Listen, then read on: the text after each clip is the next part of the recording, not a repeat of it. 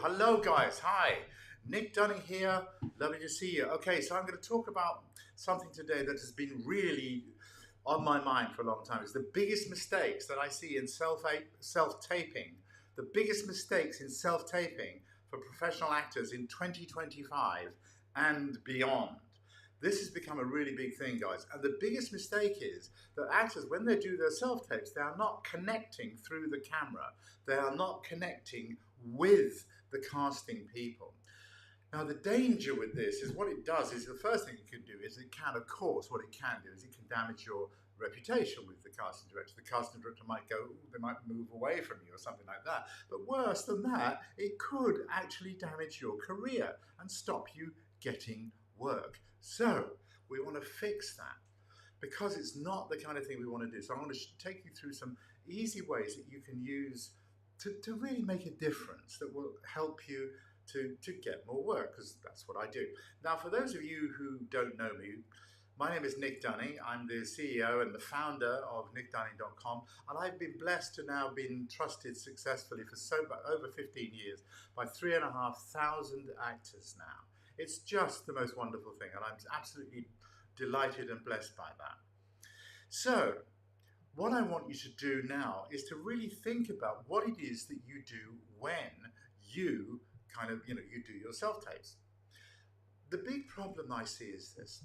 What happens is that we often get our first, we get the sides that come in and we look at them and we kind of go, okay, I'm going to make a decision about what I'm going to do in this tape. And I'm going to put the tape out there. And what we're not understanding is that this moment that we have now, given everything that's going on in the world, grabbing people's attention is absolutely critical. We've got to make sure that we're definitely getting in touch with people in the first couple of seconds, because if we don't do that, we're not going to hold their attention. And when you don't actually communicate properly with casting directors, when you don't wake them up, you don't bring them into your world, they switch off. By the way, if any of you think that the way that we work in terms of doing self-tapes, that there's no point in doing them because they don't really affect things, they don't really, it's always going to go to to the star, all those other myths that we all believe that are all discredited and all untrue, but would still go on in our minds.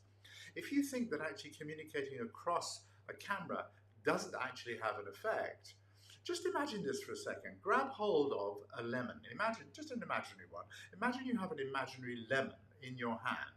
Take that lemon, snap it in half, and now take a good deep bite of that lemon.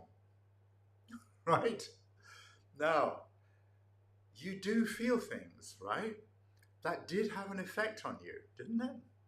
So what I'm going to suggest to you today, that what we need to do is to think much more clearly and much more precisely about how we communicate through the camera, how we sell ourselves, because that's what we're doing. We're putting ourselves out there. But selling oneself is a matter of service. It's a matter of giving. And we're giving the most important parts of ourselves, which is our energy and ourselves and who we are. It's a very, very fundamental, important thing. So there's a new way of communicating with casting directors. And I want to take you through a very simple way that you can do that. And if you're interested, I've got a free training that you can have at the end of this, and I'll give it to you. It's completely free. And it's all to do with what I call magnetic screen presence. And what it is about is the way that we literally communicate. So the first things we want to do, these are some of the steps that you can do, or things just to consider, is what I call the inner connection, getting grounded. Until we are in a calm state, and the world is kind of bonkers, so we have to be in some kind of grounded, calm state. So we need to calm our mind and body before we start things. We need to center ourselves. We need to ground our energy. And we need to visualize owning the screen from the moment that we step in front of the camera. We need to project confidence. We need to answer the questions in the casting director's mind. So whenever they have a question like, is this person the right person for this role? The answer is Yes, that's what you want to do. You want to create that instantly. We also need to connect emotionally. We've got to find the emotional core of the character, not the details, but the whole thing, the emotional core. We need to feel that deeply, and it needs to flow naturally through us into the character, into the performance. And then this connection that we build then starts to radiate on the camera.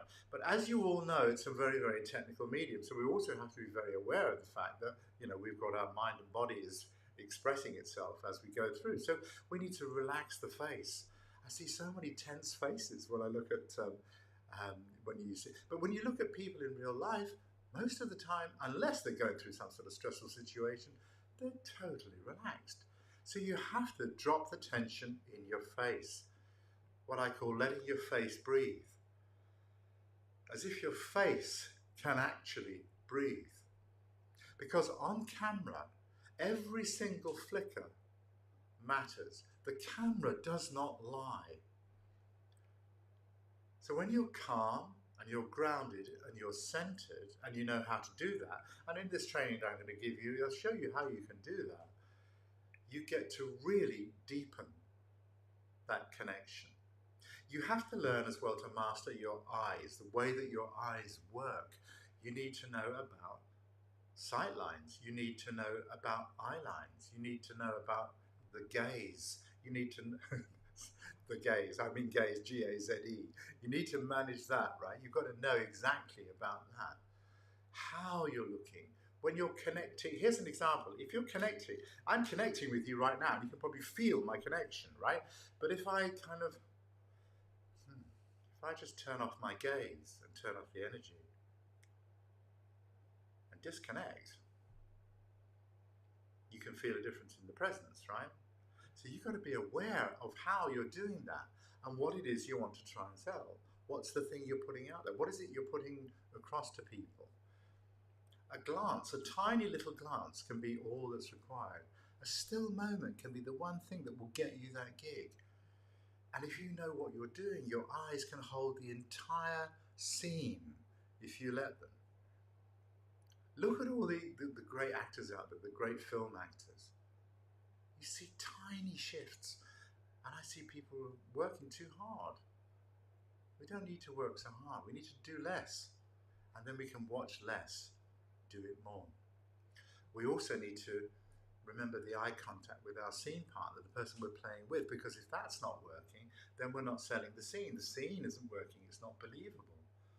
We have to connect beyond the lens. You have to treat the camera like it's a trusted scene partner. I go on about this a lot, I really do. I think it's another character in the scene. Now, people often come up against the problem with that. They say, well, hold on a minute, the camera's not in the scene, the camera's just filming me. Yes, that's true. I know that's true. But the camera is all there.